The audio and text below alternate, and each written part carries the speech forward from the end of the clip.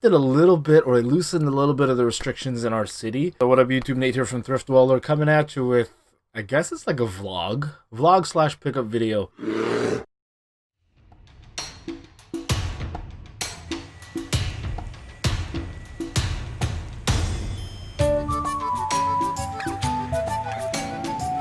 You guys remember this Valley Village? It's from like season 1. Oh, do you? I personally hate this one. This is like my most hated Valley Village. No goosebumps. So I saw some of these games and I was like, ooh. And of course, somebody stole the games. Let's see if this one is stolen too.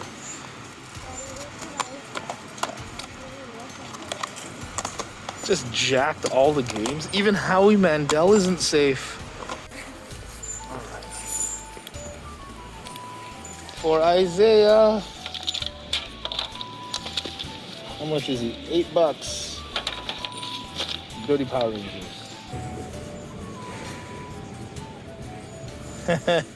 Hey Lester. Remember Dance Fire? I think that lady was gonna steal stuff.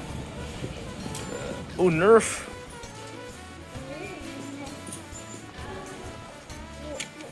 This one's kind of cool. Look at this one. Bang. Any wrestling toys here, Mom? What is this? Hey. Look at this.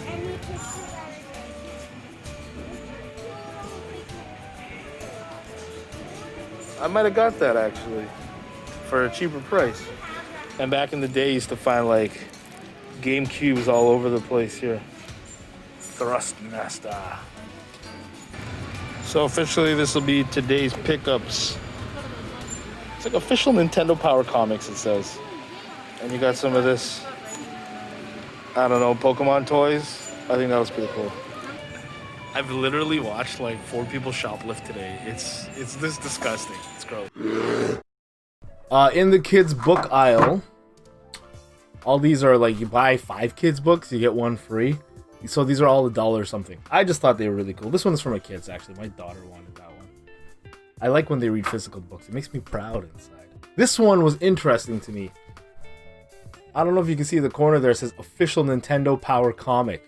Sorry, this book came out like 1999, so I thought, you know, for friends of mine like Eli or what have you, if they want like a completionist Nintendo Power collection, maybe this is kind of like a fun sub-genre, subsection of that collection. A little bit of a rip there on the cover. You know, not the greatest condition, but for $1, I'll buy that for $1, because I did buy that for $1. Or official Nintendo licensed magazines, Viz Comics, issues 1, 2, and 3. I don't know. Again, they have such a different look to them, and I believe they are official Nintendo, even though they look a little different. There's no stickers inside of these. But like, look, is that supposed to be Ash? Or just generic Pokemon trainer? All these stickers on the back. Queen 8's becoming an expert at taking these out, just so you know. But look at the different look that they have. Almost like a manga. Pretty cool, I thought. Again, for any like Pokemon collector, I really like early Pokemon stuff. This one, if I don't have a friend who wants these 3, I will probably put it on the eBay store, sadly. But I will put them for cheap. I know you're never really supposed to, like, if you have a business, you're not supposed to put your name or your face on it. People will just hate it automatically. And I have a feeling my eBay store is one of those instances. Moving on.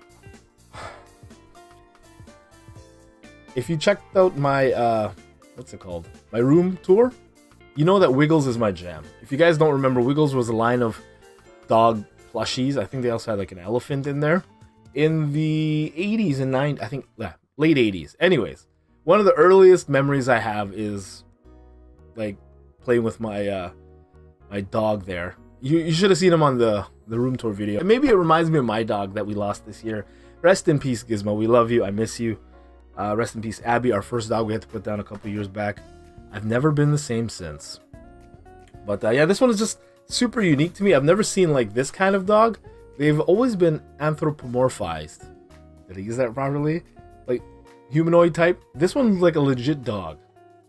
So, and usually they're puppets, right? They're supposed to be your hand, and this one has no head thing for the, like, what kind of Wiggles is this? Let me know in the comments below if you're a Wiggles collector. Not that, like, I'm not selling this one, but I just like to know. When is it too soon to buy a new puppy or to buy a new dog, right? Or to rescue one? Because I don't feel ready yet. But for people out there who've had dogs their whole lives, like I've only had a dog in my adult life. I guess it should be when I'm ready. I'm not ready to buy a new dog yet. Let me know in the comments below. Yeah, maple syrup is coming close. Unexpected, but I will go handheld right now. At the thrift store, you would have seen in the video a bunch of just wrestling figures for outlandish prices, $7.99. And I picked them up, but only the ones that I thought were interesting and the ones that meant something to me. So I'll put this aside. I'll put these aside for now. Go wide angle for a minute here. This was all the wrestling stuff that I picked up. And I'll explain to you my thought process on why I got these. Not that I'm a wrestling collector. $7.99 minus 20% off all these. You got a Rowan. You know what? They had so many wrestling toys there. And I should have like bought sets, right? So I should have bought the whole Wyatt family. But I just got this Rowan, I think by accident. I meant to put him back and I didn't. So that kind of rang up the bill. This one was, I think this is a Mattel. It has that ab crunch feature. It's usually like a Mattel Macho Man. Ooh yeah.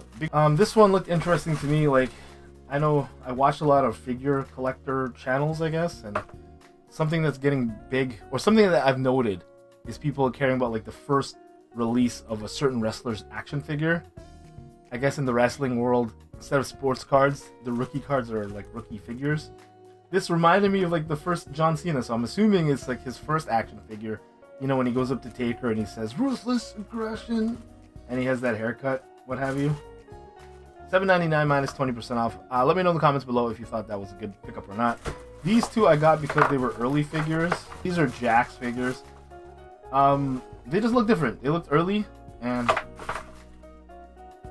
that's kind of like my era of wrestling. So I picked these up. I don't know what they're worth again, but let me know in the comments below if you have any insight on these. I think I overpaid on a lot of these, but I think I was just so itchy to go to the thrift store and buy something. This one looked like an interesting issue of Stone Cold Dallas 316. Yeah, Stone Cold, man. They had a lot of other Stone Colds, but this is the one I got. And these two I got because, like, they were just funky cool to me. You got Cena as a zombie there. I thought that was kind of cool for $7.99. Oh, these were $5.99. Look at that. Banger price. And then you got Jericho's Mummy. The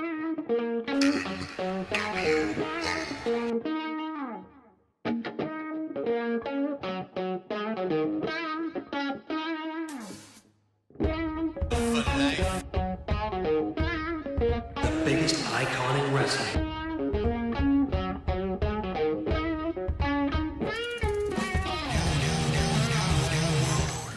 A little bit in awe, in shock when I saw this Lino. He looked like the Series 7 Lino, and I noticed he also had his sword there and alternate hand, so I'm assuming it's the Series 7 Lino. B-roll of it here. But yeah, I think this is gonna, again, I'm not keeping this for the collection. This should fetch okay on eBay. Sorry to say for people who don't like that. Sorry, not sorry. And the maple syrup pickup of the video. God damn. Who wants to have some bubble bath time with Thrift Dweller? This is the Game Boy Bubble Bath out of Donkey Kong Country. GB, this thing came out like 1995. In the front, obviously it's supposed to have like that game you press and then the air bubbles push up the balls and stuff, but it's either all dried up in there or emptied into the inside of this thing. This thing's heavy, it's full still. I opened it to smell it, and it just smells like nothing. Yeah, it smells like chemical in there. Like a very faint chlorine smell almost. But I just thought this was great. I'm keeping this thing as a memory of COVID times. So there you have it, folks. Maple syrup pickup of the video right here. Look at that. Beautiful. Donkey Kong. I'm gonna play some Game Boy, guys. Look, I found a jungle green Game Boy. A very rare 1995 release, you know. I'm very happy to actually go out again. but more importantly, got to spend time with my fam, and that was the best part of this. I'm going back to work in about a couple days now, so I'm just trying to take it in. I've been planning like all these videos for the end of the year, but again, I'm spending more time with the family upstairs, and I just barely got that ET1138 video out. I'm so happy he decided to take the top 3 greatest finds from the wild challenge. To me, that was like a sense of closure and a great way to end off 2020. We haven't heard from him in a while, and like I said in that video, I used to follow him religiously. So YouTube used to have a soul when he was around, man. That was good old days. Don't forget to check back on the channel. I did a room tour video, which is kind of like an overview. It felt very rushed.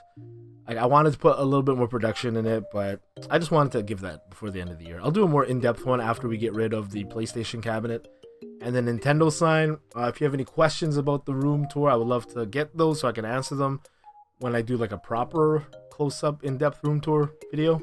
And that's it for me, guys. If you're watching this before 2021, all the best to you. Be safe, take care. Wishing you health, wealth, love, and happiness. Wishing you nothing but the best. Live long and prosper in 2021. This is Nate from Thrift Dweller. Peace. Take care of yourselves and each other. Be strong. DK all day. It's the final DK all day of 2020.